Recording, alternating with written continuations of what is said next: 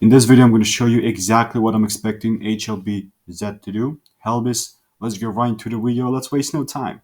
Disclaimer, nothing on the channel, consults professional and financial advice. Having that in mind, taking a look at the bottom right corner. Now you and me can both see how this thing has performed. You can see past year is really 95% down.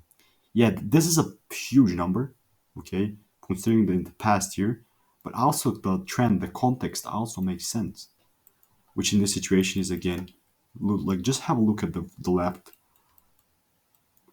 Very huge downtrend, right? Huge bearish downtrend. I don't like take out the fact that Friday was a 65% bullish day. At some point of Friday, we were up even 200%. But for me, this was just all just like kind of to take out the liquidity and stuff.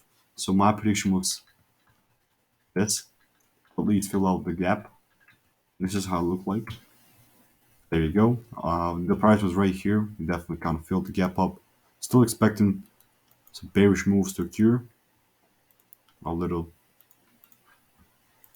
of those lines, but yeah, let me